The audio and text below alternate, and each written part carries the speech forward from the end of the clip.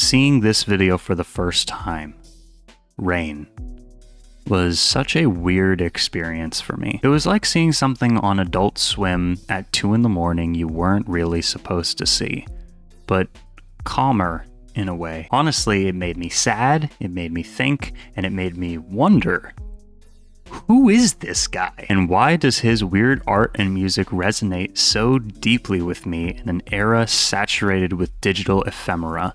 What has this mysterious artist done to deserve the praise lavished upon him? And how does a YouTuber who hasn't released new material publicly in 3 years still make $8 grand a month on Patreon? And most importantly, where did he go? That's a question I see asked constantly online. Where is Jack Stauber? What's he up to? Is he dead? I think I know. Hi, welcome to the channel. My name is Daniel, and tonight I wanted to try and explain something that I think is really important, and at the same time is going to be a sort of tribute for one of my favorite artists online. I'm going to briefly cover where Jack Stauber came from, the impact that he had and continues to have, and most importantly, where he went. Also, some of the supposed fans of his material are a little misguided, and I wanted to address that too, which was another big reason why I'm making this. That's what this is. Thank you so much for being here. I hope you enjoy. In the vast, ever-expanding universe of online art and music, to me, no creator has been able to capture or replicate the peculiar charm of nostalgia, surrealism, and fragmented emotion quite like Jack Stauber. A multimedia artist whose work defies easy categorization, Stauber blends lo-fi animation, very, very odd vocals, off-kilter melodies, and evocative, dreamlike storytelling to pull me into a world that feels comfortingly familiar and yet unsettlingly strange. His distinct style, often labeled weirdcore or hypnagogic pop, hopefully I'm saying that correctly, uses glitchy VHS aesthetics alongside hauntingly beautiful introspection as we wander through a labyrinth of childhood memories, distorted humor, and fleeting melancholy.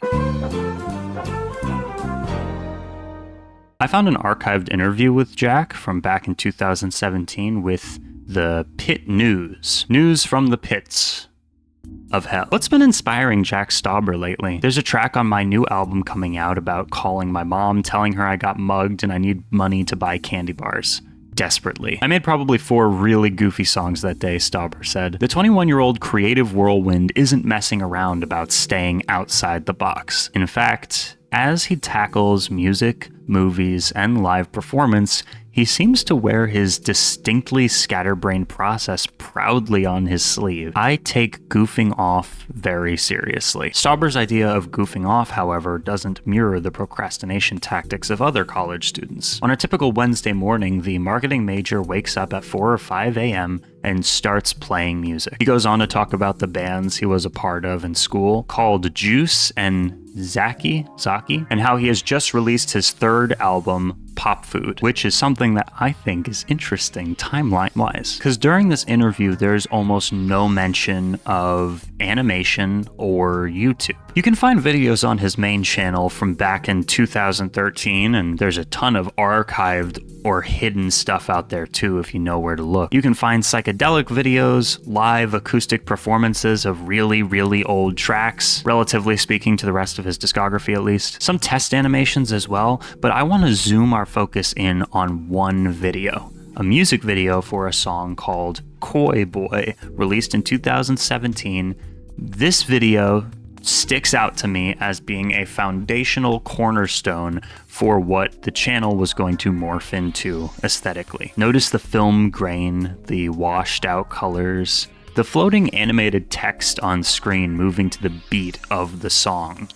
the sort of melancholy that permeates the entire video. Granted, it does feature other humans, which is something he would eventually forego almost entirely, but it's the first higher effort video and music project on the channel that evokes what was coming in the future. Around and immediately after this time, we can see experiments with both 2D and 3D animation. Stauber discusses in the aforementioned interview not being particularly drawn to any one singular art style, preferring to learn as much as he could about as many different art styles as possible. He seemed most interested by music of all kinds, and as the channel started gaining popularity, his work began to take on its own shape. Thought-provoking animations that often served as music videos for short sections of songs that he had already released, and then the songs would be re-released as extended versions of themselves. The opening song off Pop Food, Buttercup, would become a massive hit online, the first of many to be adopted by a bunch of art kids and fandom kids, eventually culminating years later in 2019 and even more prominently in the 20s as hundreds of millions of streams and views, not only on that track, but over time on over half of his pretty extensive discography. But we gotta back up, we're getting a little bit ahead of ourselves. There's even a fan mashup video where Buttercup is paired with scenes from Kick Heart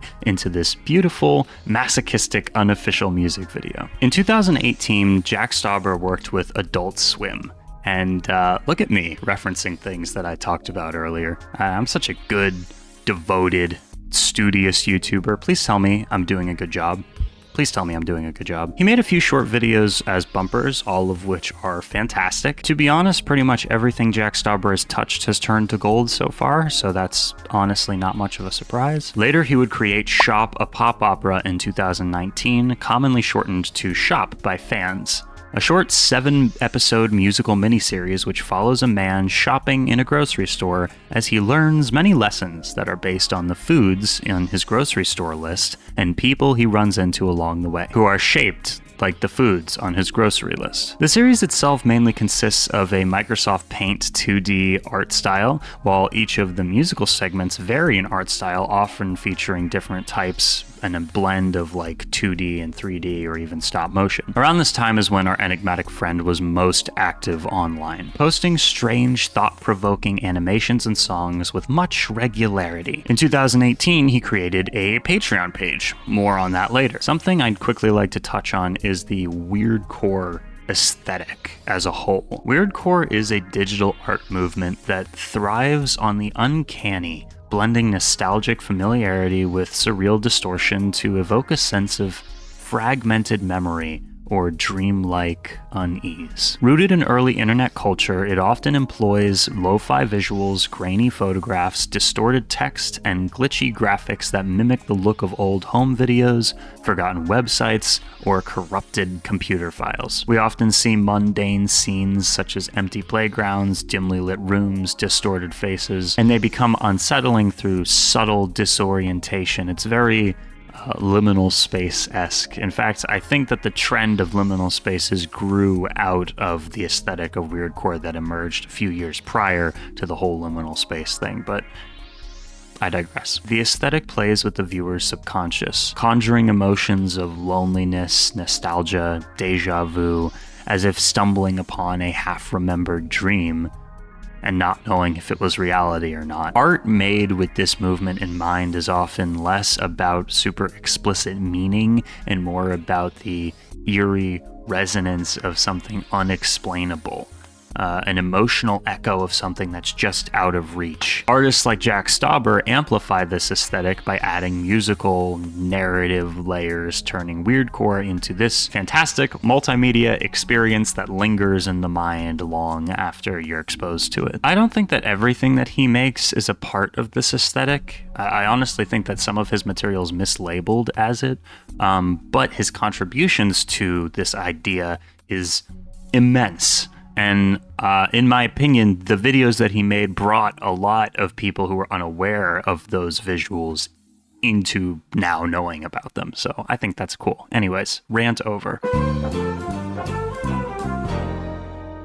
Anyways, while his content has always had adult and disturbing themes, Around 2020, he started to stop posting as often, and when he did release, things took a turn for the weirder and the darker, if you can imagine that.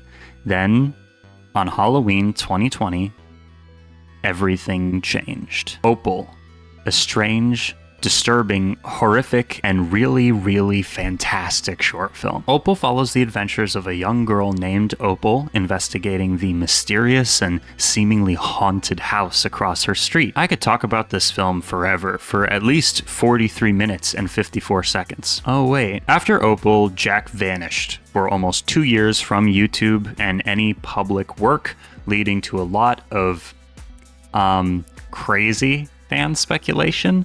And then, for a brief moment, it seemed like he was back. He posted a new video and a song titled Baby Son Adoring Us on October 26th, 2021. And that video was really messed up. Like, the basic concept of the video was just nuts. I've talked about it before, though, so I digress. Because after this point, he was gone again, and he has not returned.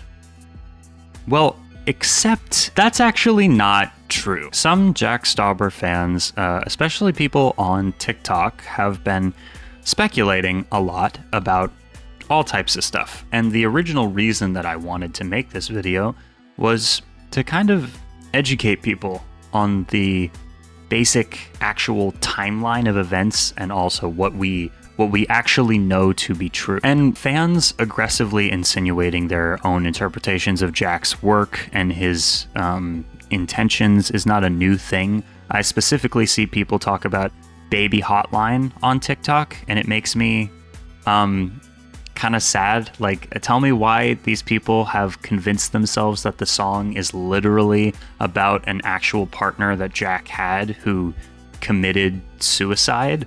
And despite having nothing to back up that claim, they will harass other commenters or people who have different interpretations of it. Like, it's happened in my comment sections. I've seen people do that. And there's just a lot of strange shenaniganery going on. We could just say that a perceived absence has caused untold silliness from people who apparently don't know how to Google. So let's talk about it. Firstly, this artist didn't go anywhere. He was posting monthly on Patreon until January of this year. He's posted a total of 233 things over there. You should go check it out if you haven't before. I sometimes see people frustrated that he hasn't released more stuff for free, and it's like, there are 180 videos on his main channel. Multimedia original art that absolutely took hundreds of hours of love labor to bring to life, and it's all there for free. Plus there's, Opal and Shop. Like, God forbid an artist make a living off of their work, I can't currently afford his Patreon, but someday I will be able to, and then I'll be immediately signing up. Hot take. But if he never released anything again, I still think that he should be, financially stable forever with the body of work he already has. Beating and escaping capitalism should absolutely be the perk of giving the universe what he did and does. Next, 2 things. Jack Stauber has gone out of his way to avoid over-explaining his material. He has specifically said in interviews that he doesn't want to over-explain himself. And we really don't have concrete interpretations of most of his work. There's one interview on YouTube I've seen floating around where he explains a few things, and it's all tongue-in-cheek, ironic nonsense. I don't think that he takes himself super seriously, and it's hard to extract truth from that kind of public persona. It reminded me of when I watched interviews of with Beck, or Thurston Moore from Sonic Youth. It's just very deeply unserious people when they are being interviewed. It's kind of like a middle finger to the interviewer. And also a lot of times it's hilarious. That's not to say that they don't take anything seriously, but just it's very hard to glean truth. I digress. Regardless, even if he did super heavily explain his material, I think that it's cool that people have different ideas about what the art means. No one should be policing that. in my opinion. And on that note, not all of his stuff is super fucked up, disturbing, evil from the depths of hell material. Like some people, I'm not naming names, but some people seem to want to interpret everything that he's made into something messed up, and then from that interpretation infer that Jack Stauber himself has or is going through the storyline that they made up for that piece of art. It feels very arrogant and extremely disrespectful. It's like you don't care about the human being, person, thing behind the art unless it fits into some kind of box. I know a lot of people aren't doing this stuff on purpose. The combination of lots of spreading misinformation very loudly, just general immaturity leads to misunderstanding. Like, for example, a while ago, Jack posted to Patreon a video and audio that you may have heard online before, called, like, "Can you get the dog, please?" And that was like a whole animation meme for a little while. And it was leaked. And the idea started catching on after it got leaked that the reason that Jack Stauber left social media is because that specific song got leaked. And that's just not true. I don't think that it's a fair insinuation. When people say that, it sounds like they're saying that he's vindictively punishing his fans for not giving him enough money. And that's just blatantly not true. My sources for this are, he's been off social media for years now. That isn't a new thing. Almost all the Patreon stuff is unlisted on YouTube and leaked. Like, you can find pretty much every single thing that he's put on Patreon if you wanted to go look for it and circumvent the paywall. And he just also never said anything like people are implying that he did. Anyways, ultimately, my main advice is enjoy what we have. It's a ton of stuff. He has some videos with millions and millions of views, but others have a lot less. You should go explore and find the stuff that you haven't seen before. And if you're a new fan, go have fun. See what you like. It's a veritable treasure trove of some of the most creative and innovative art and music of the last few years. Do yourself a favor. I think you will enjoy it. It's very fun. It's very rewarding. Very interesting stuff. I'm not done yet though, so bear with me. Don't even have a bear. I think this situation with Jack is reminiscent of many other people trying to be artists today in this world of the internet, where everything and everyone is connected in a pretty unnatural way. A collective, participatory, self-imposed panopticon hive mind. It's great. There are certain pressures and expectations placed on people making art today that wasn't really ever expected before. There's this parasocial bond that forms as people try to get to know the person behind the art and have access to all the information in the world. Like, God forbid your mom posted baby pictures of you 18 years ago on Facebook, and now you try to go do something online and people can just see those pictures, contact your mom, find your address. It's all very, very easy. And part of why I think a certain sect of the fandom around Jack is so toxic is just because he doesn't respond to any of it. He shouldn't need to, but those expectations drive a desire for answers. Wake up to new normal, etc., etc. So the question is, where is Jack Stauber? And I think the answer is, honestly, none of our business. If you were to ask my opinion, which means very little, I'd imagine the answer is likely a lot more mundane than you are hoping. Maybe he's been making a big, cool project behind the scenes, but when I read these old interviews, I get a different idea. His self-professed favorite part of music was playing live and interacting with other people in a live, in-person setting. The Jack Stauber project definitely made a not insignificant amount of money, and I wouldn't be surprised if after 9 years and hundreds of millions of eyes on the work, he just got burnt out by it. People need to respect boundaries. And also, one last little thing, people keep getting mad at the Patreon thing. They'll say stuff like, why does he paywall his stuff? Or, I'm not joining for only one post per month. And recently he hasn't been posting as much this year at all. And my response to that is, it's like no one's forcing you to. Chill out, Jesus. Since his last video, which was released 4 years ago, the legacy of this dude has only gotten stronger, and the support and interest seems to just keep getting bigger. And now I've seen and met many artists here on YouTube who profess to being greatly inspired by Mr. Stauber. I myself am one of them. Obviously. I think as time goes on and the internet continues to develop and mature, I know it's been a while, but as it keeps going, people are going to start to understand the importance of those boundaries when it comes to artists. And I think a big issue is this misconception that your favorite artists are millionaires and that interacting with the fans is their job and they should be grateful because they have lots of money. And first, that's not true 99% of the time. And second, even if it were true, them being financially successful or whatever is a byproduct of the art. And that's the thing that you're connecting to, not the person you literally don't know. I don't think that that's like a expected part of being an artist. It is cool when an artist lets you into their world, but that's not a necessity. All right, enough ranting. Part 4. So tonight we learned about who Jack Stauber is, where he came from, and also where he might be. Dancing in a liminal space. He's most likely currently alive, living life. Hell yeah. If you want to learn more, just go watch his stuff. It's really good. He also recently restocked his online store. I got a t-shirt. I wore it in a video recently. It's awesome.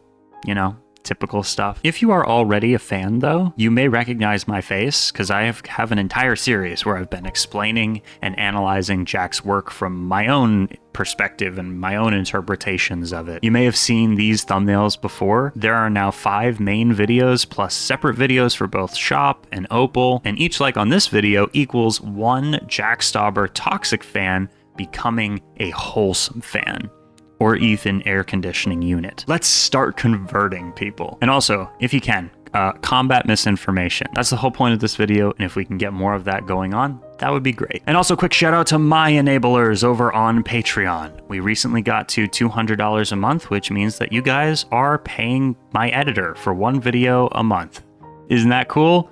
I think that's cool. Go join to see uncensored stuff, behind the scenes stuff, and also to support the channel. We are Legion. Thank you for watching. And thank you to the patrons: Kira, AJ, Dark Beast, Bile, Coyote, Cuba, Bat Noise, Phoenix, Bees, Joy, Amelia, Boris, Panflute, Thomas, Audrey, Justin, Lou, Ray, ZK, Tom, Dave, Elkie, Stardrop, Nude, George, Joseph, Mr. Fox, Possum, Kyojin, Draco, Geek, Lori, Bun Bun, April's, Kira's, and the Things.